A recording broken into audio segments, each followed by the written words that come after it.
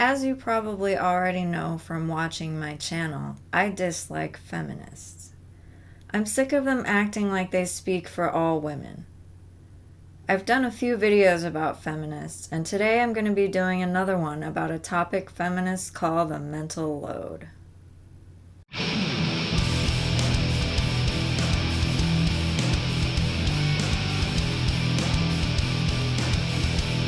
So I found a feminist comic. It's a comic that's on theguardian.com. It's from 2017, so it's not a new concept, but it's new to me, so I'm going to go over it and then give my thoughts about it. So it's entitled The Gender Wars of Household Chores, a feminist comic. The French comic artist Emma illustrates the concept of the mental load. When a man expects his partner to ask him to do things, he is viewing her as the manager of their household chores. So the comic starts off, back when I was in my first job, a colleague invited me over for dinner. When I got there, she was trying to feed her kids while preparing our meal. Have a seat, grab a drink, I'll be right there. Okay. After a while, the pot started to overflow, and the mom says, "Come on, sweetie, make an effort." But it looks like the child has fallen asleep. And everything spilled onto the floor. Oh no. So I see here the mom is talking to her kid who appears to be taking a nap. My question is, if you're cooking and your kid is taking a nap, why are you choosing to focus on your tired child while the food burns? I'm guessing the food smells good or bad depending on how burnt it is. You can probably hear the food bubbling and overflowing. In this comic, there's no mention of a baby screaming, and no one is in immediate danger. I feel like this is just a poor choice that the mother made. When I'm cooking, I just cook. If my husband happens to wander in the kitchen and grab a drink or talk to me or whatever else, I'll talk to him, but I'll still focus on my cooking. If my husband decided to hang out in the kitchen and take a nap while I was cooking, for whatever odd reason, I'd definitely just keep cooking because he's sleeping. I don't understand the comic, and we're only one section into it. But of course, I expected nothing less from a feminist comic. And the husband gets up and says, "What a disaster, what did you do?" This husband is a jerk. The fact that he accuses his wife of messing up dinner is like one of those asshole men who slaps a wife for the soup being too cold. Abusive husbands do this. They blame the wife for all the things. A nicer man would say something like, "Are you okay? What happened?" If a pot overflowed at my house, my husband would ask if I was hurt, considering the food would be hot when it overflowed. After that, he would probably shut the stove off. This comic is not representative of marriages where the couple is close. If the couple doesn't like each other, maybe this would be the husband's reaction, to just blame the wife. And the wife says, "What do you mean, what did I do? I did everything, that's what I did." And the husband says, "But you should have asked, I would have helped." Okay, so now she's explaining, it's a scene that must seem familiar to many new parents. This comic isn't very accurate because I don't see any babies in the comic, yet it claims to be about new parents. I'm being nitpicky, but it is what it is. I stand by what I said. I think this is an unfortunate thing that happened, and the husband is a jerk, but I don't think this is as big of a deal as feminists claim it is. And I thought it said a lot about how things get organized at that stage in our lives. When a man expects his partner to ask him to do things, he's viewing her as the manager of household chores. Wait, are feminists complaining about being the boss? This picture depicts the man as the underling. Isn't that what feminists want, power over men? I thought feminists derived great pleasure from ordering men around in every aspect of their lives. No? Okay. So it's up to her to know what needs to be done and when. The problem with that is that planning and organizing things is already a full-time job. And she's like, so, delivery in a month. Let the developers know. Ask the client about bullet point 10 in the file. Oh crap, it's 7 p.m. So she's like, got her to-do list here. At work, once I started managing projects, I quickly stopped participating in them. I didn't have the time. So when we ask women to take on this task of organization and at the same time to execute a large portion, in the end it represents 75% of the work. You didn't do the dishes? And off in the distance the husband's like, well, you never asked. Feminists call this work the mental load. The mental load means always having to remember. Remember that you have to add cotton buds to the shopping list. Remember that today is the deadline to order your vegetable delivery for the week. Remember that we should have paid the caretaker for last month's work by now. That the baby grew another 3 centimeters and can't fit into his trousers anymore. That he needs to get his booster shot. Or that your partner doesn't have a clean shirt left. This next section is a depiction of all the things the women are thinking about during the day. So this looks to me like, I don't know, thoughts related to the particular life events that are happening in these women's lives. I'm unsure what the feminists are complaining about. Are they complaining that they have to have thoughts about their daily lives? Who's forcing women to think about cotton balls and whether their husbands have clean shirts? Do you know how often I think about whether my husband has a clean shirt or not? Never. If my husband needs clean clothes, he'll tell me. He's a grown-up. He doesn't need me to coddle him. He's completely aware of when his closet is too sparse for his taste. When his closet gets to that stage, he tells me. The only thought I see that's valid in this whole section as something a woman has to carry is the one regarding the baby. The baby has to be taken care of, so the adult has to make effort to remember the baby's needs. The other thoughts about bills and such are just adult thoughts that responsible adults have. I don't see the necessity for the complaining, but these are feminists. Complaining is their life. The mental load is almost completely borne by women. It's permanent and exhausting work, and it's invisible. So while most heterosexual men I know say that they do their fair share of household chores, their partners have a rather different perspective. So this one's like, he always puts on the washing machine but never hangs the washing out to dry. And then this person, the sheets could be standing stiff before he thought to change them. And then this person, he's never cooked a single meal for the baby. Here's an idea. Communicate with your husband about your grievances. Ask him why he doesn't dry the clothes when he decides to do the laundry. And then let him know you'd appreciate it if he would complete the laundry task rather than half-assing it. The other two, complaining about the bed sheets and not being changed and the not cooking for the baby, can also be fixed by, wait for it, communication. For me, the fact that this load exists becomes obvious when I decide to take care of a simple chore like clearing the table. I start by picking something up to put it away, but on the way I come across a dirty towel that I go put in the laundry basket, which I find full. So I go to the washing machine, and I see the vegetables that I need to put in the fridge. As I'm putting away the vegetables, I realize that I need to add mustard to the shopping list, and so on and so forth. In the end, I'll have cleared away my table after 2 long hours. Once again, these are the choices this woman made. My way to clear the table would be to grab a basket, put all the shit from the table into the basket, and then carry the basket with me, putting shit away as I went. I would not get distracted by random shit like the towel or the laundry or the vegetables. Do you have ADD, woman in the cartoon? Are you incapable of focusing on one task? Only to find it covered in stuff again later that evening. If I ask my partner to clear the table, he'll just clear the table. The towel will stay on the floor, the vegetables will rot on the kitchen counter, and we won't have any more mustard for dinner. Wow. Just like I mentioned of what I would do. How about this? How about since you asked your husband to clear the table, while he's doing that, now you're free to pick up the towel and put the vegetables away and go get some mustard. How about that?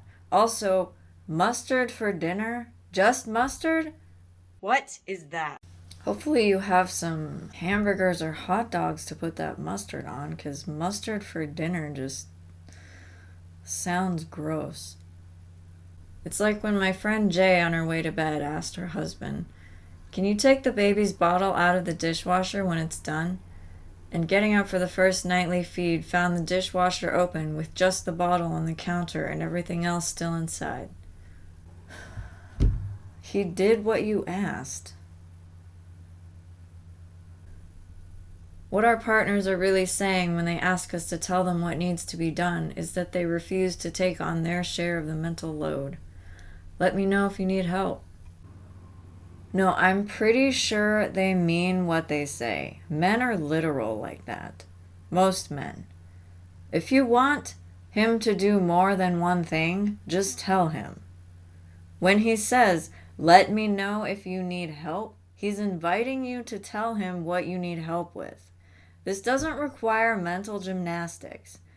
Now, if he says, "Let me know if you need help," and you reply, and he still just sits in his chair with his laptop and ignores you, that's him refusing to help you. Then you have a legit reason to be pissed off at him. Of course, there's nothing genetic or innate about this behavior. We're not born with an all-consuming passion for clearing tables, just like boys aren't born with an utter disinterest for things lying around. But we're born into a society in which very early on we're given dolls and miniature vacuum cleaners, and in which it seems shameful for boys to like those same toys. Look at that dainty little boy with his little tea set. Here we go with the feminist talking point I am sick of hearing about. Well, one of them, because I'm sick of all of them. Feminists act like the toys boys and girls get as children scars them for life and makes them have patterns in life that are set in stone. Speaking from experience of once having been a little girl myself, I remember having stuffed animals as toys. When I grew up enough to decide what I was interested in, I requested toy cars and superhero action figures. I never had an Easy Bake Oven or My Little Ponies or Care Bears or any other stereotypical girl toys because I wasn't interested in them and my parents gave me toys I was interested in. The only time I got a toy that may have been stereotypical was when my dad's friend in Georgia gave me a Barbie. My dad's friend didn't know me, and we went on a road trip to Georgia to visit him, and my dad's friend was kind enough to buy me a gift. This brings me to the fact that just because someone gives you a stereotypical toy, it doesn't ruin your life. That Barbie I got didn't ruin my life, even though I didn't particularly request Barbies or enjoy Barbies. I got one because I was a girl, and it's nice of my dad's friend to give me a toy. And like, what else is he supposed to go off of because he had never met me before? So he went off of a stereotype, which to me is like, if you know nothing about someone and you're trying to get them a gift, what else are you supposed to do? Like, I guess you could just not give them a gift and maybe that would be better in some people's eyes, but it was a learning opportunity for me as a child because my dad was like, "What do you say?" And I say, "Thank you." Even though, not my type of toy, but that doesn't mean I have to be rude to my dad's friend. Common sense, people. In which we see our mothers in charge of household management while our fathers only execute the instructions. "Honey, can you set the table?" "Yes, in 5 minutes." This is more a generality. Some fathers grill barbecue in the backyard. So that would be a dad doing a bit of household management because he's got to get the meat and cook and get plates and all that kind of stuff. And in which culture and media essentially portray women as mothers and wives while men are heroes who go on fascinating adventures away from home. "Goodbye, my love, off to save the world." Also, nowadays women work, so a lot of people see mothers going off to adventures too. This article sounds like it was written in the 1950s. What culture and media nowadays in 2022 portray women as just mothers and wives? We have Wonder Woman, who is created in 1941, Olivia Benson, the Law & Order SVU actress who's been the lead of a show that's been on for over 20 years now. We have Black Widow, who's a superhero who's a woman. We have the Ghostbusters remake, which wasn't great, but it was 4 women fighting ghosts. How to Get Away with Murder is another show. Annalise is a lawyer and a professor. My point here is that the media now hardly ever portrays women as just wives and mothers, which I think would be the problem that feminists would complain about, is that women can do more than just be wives and mothers, which is true. But now that we are doing that, and the feminists are still complaining, doesn't make a whole lot of sense. Most media portrays women characters as having really important jobs. Jesus Christ. This conditioning will take effect from our earliest years and on into adulthood. And while women are more and more present in the workforce, they still remain the only ones in charge of the household. When we become mothers, this double responsibility blows up in our face. 11 days after we go through the ordeal of giving birth, our partner goes back to work. Goodbye, my love, off to save capitalism. And it seems normal to him. During this time, while recovering from our stitches in between 2 sleepless nights, we'll be thinking about everything that concerns the baby. Choosing a nanny, buying clothes, medical checkups, preparing meals. And once we're back at work, things will get so hellish that it will feel less exhausting to keep doing everything rather than to battle with our partner so that he does his share. I'll stop by the supermarket. That's why you find fathers with children who are already a few years old and who still don't know where to buy their clothes, what to feed them, when they need their next vaccination, or even the nanny's phone number. Yes, it's me, what should I feed her? Again, this can be fixed with communication. Make your husband take notes if you have to. Just talk to him. Can't even with this shit. Of course, there's nothing forcing us to do all this. The problem is that when we stop, the whole family suffers. So most of us feel resigned to the fact that we are alone in bearing the mental load, nibbling away at our work or leisure time just so we can manage everything. So I already know what some people are going to say. It's not true, I take care of half the chores at home.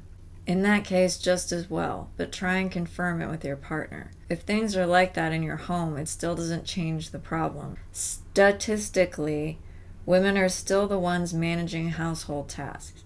According to the French Institute of Statistics, women are still devoting 2.5 times more hours to chores than men.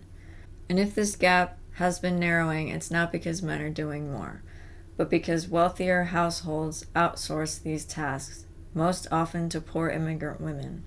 We can't really say that it's a good solution. I agree with this section of the cartoon. Outsourcing your problems is not a solution. If you have a problem in your marriage, the solution is not to run away from your problems, but to talk to the person whom you have the problem with, which is usually your spouse. No, for things to change, it seems clear that men have to learn to feel that their home is also their responsibility. For a good start, it would be good if fathers insisted on their right to be with their family in the first months of their child's life. Right now, only feminists are demanding longer paternity leave, and without much success. It's time to take the lead. I heard a little bit about paternity leave from Matt Walsh when he made fun of Pete Butt Booty Gag, Butt Gauge, Butt for disappearing for 2 months while no one noticed, citing paternity leave as the initial reason for him taking time off. Matt also gave his own experience with paternity leave, and he said that there really wasn't much for him to do when it came to the new baby. Now, as you know, I speak on this subject as a man with 4 kids. There is very little for a father to do in the early stages of a child's life. In the newborn phase, there's not much for a father to do, especially if the mother's breastfeeding. As far as bonding time, I was talking about this on Twitter and people were saying, well, it's also the father needs bonding time. But even that, again, I'm just telling you, there's not a lot of bonding that the father is going to do in those early stages of life, because the newborn baby is all about the mom. For the father, the really important bonding time comes a little bit later in life. I mean, if anything, if we're talking about paternity leave for bonding time, then that should start like at their first birthday or something. That's when the most important bonding time for the father really kicks in, a little bit later in the child's life. Your main role as the dad, once the baby is born, is you're taking care of your wife. You're taking care of the mom. She's the one who's taking care of the baby most of the time. You're taking care of her as she physically recovers from the birth. Based on that, I don't know that longer paternity leave will do what feminists think it will. It can also help to start from the beginning and to divide up recurrent and non-critical chores, even if that means becoming a bit more tolerant of stuff lying around. And also, sometimes simply leaving the house without preparing everything beforehand and not feeling guilty about it. A role reversal can often be more effective than confrontation. The solutions the cartoon gives aren't bad. Being nitpicky about stuff lying around is probably unnecessary. Knowing that the stuff will get picked up at some point is sufficient. Dividing the chores up is also a good solution. Also, leaving the house not feeling guilty about stuff is good. It means you don't have to put so much pressure on yourself to have everything perfect. Role reversal might not work if the woman doesn't want to take on the mental load of telling the man what he should do regarding the role reversal. However, if she's willing and he's willing, then it might be fine. I still think communication is the answer to this whole problem. My husband sometimes does stuff that makes me crazy, but I just talk to him about it. Most of the time he didn't know it was happening or that I even felt that way. And of course, raising our children as far away as possible from stereotypes to offer them a fairer future than the one we've got. I disagree with this. If a kid gets exposed to a stereotype, again, communicate with them. Tell them what a stereotype is and that it's not to be taken seriously. Tell them that stereotypes are based in truth, but that they're generalizations that shouldn't be applied to groups, because we're all individuals. Alright, that's it for this video. Feminists are annoying complainers who don't know how to communicate. That's what I got from this cartoon. Thank you for watching. Until next time, hang on to the truth because it's the only thing that will keep you from drowning in the insanity of our world. I'll see you on the next video.